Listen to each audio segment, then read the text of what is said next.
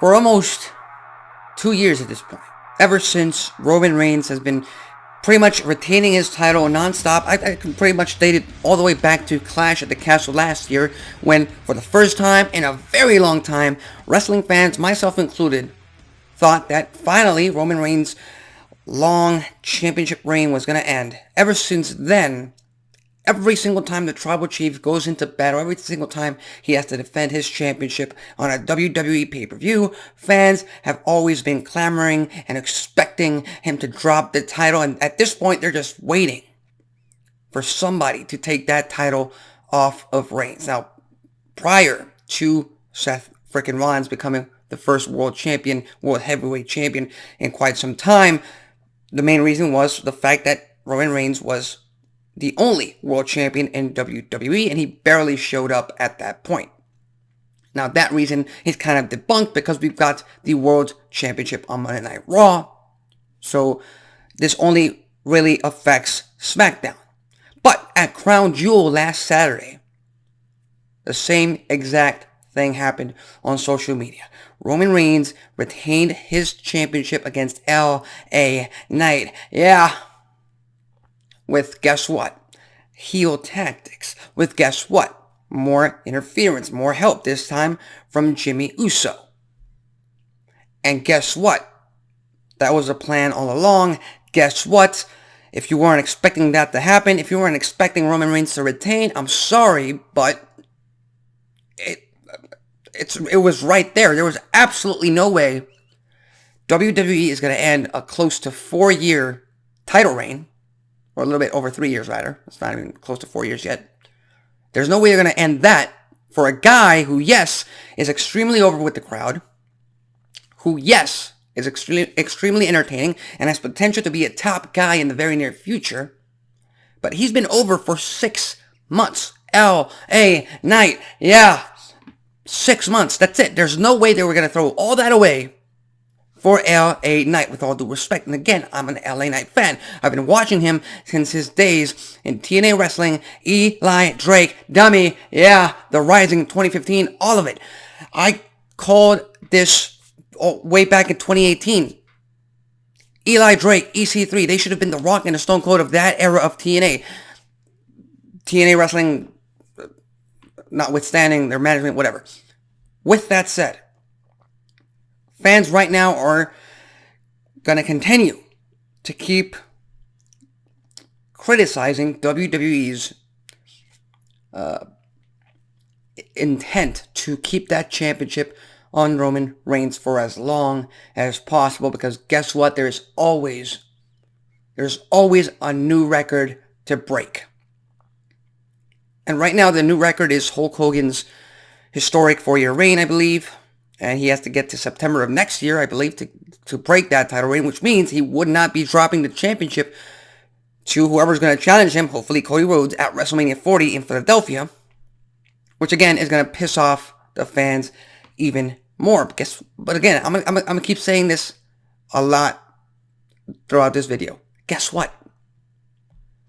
WWE has plans set in place for this championship reign. They have plans set in place for Roman Reigns,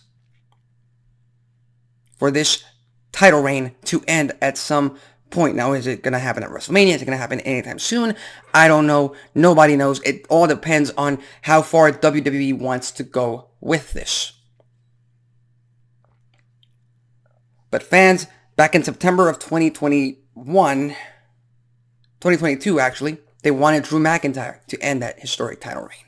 Didn't happen. Sami Zayn earlier this year in February. Didn't happen. Cody Rhodes earlier this year. I wanted him to beat Roman Reigns and become the brand new undisputed Universal Champion. That did not happen.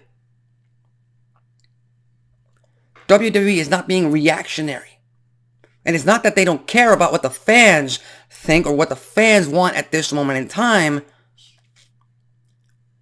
It's just that they have plans set in place and they know what is best for their business. They have the product's best interest in mind at all times. And again, in today's society and in today's fandom, we want instant gratification, which means, wouldn't it be cool to be able to witness Roman Reigns finally losing that championship. We all want to be a part of that moment. And guess what? We all want to be a part of that moment right now, tomorrow, against the next big thing that comes down the pipeline, rather. That's not the game WWE is playing. And again, they're not going to sacrifice Roman Reigns for just anyone. Much like they weren't going to sacrifice The Undertaker for The Undertaker's WrestleMania streak for just anyone.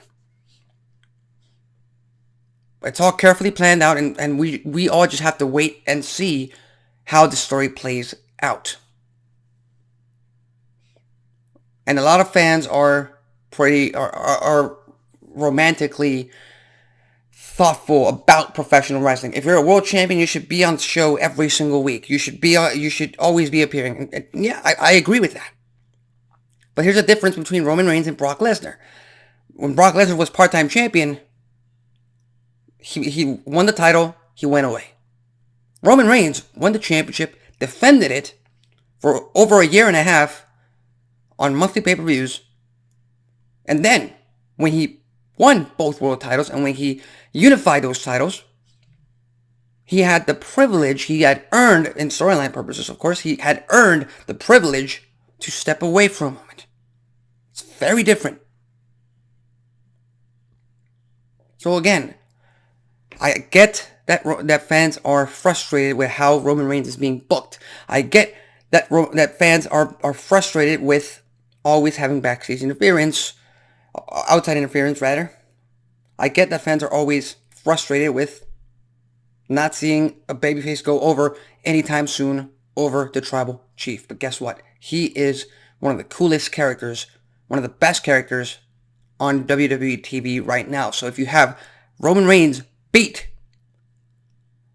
LA Knight, Sami Zayn, Cody Rhodes, Drew McIntyre, Kevin Owens, all these top tier babyfaces in your company. If Roman Reigns beats them with no outside interference, no heel tactics, he just decimates them because he's that damn good and he's on that damn level.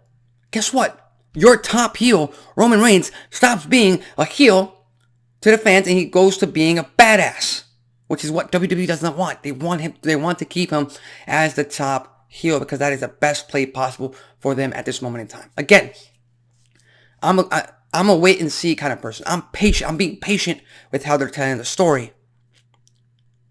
And I'm willing to wait to see who, cue New Day's who chant, ends up ending his historic championship reign, and how long WWE takes this, and how they figure out new ways, new challengers to bring up and pose as a new threat to the tribal chief. But again, that's just me. That's just me.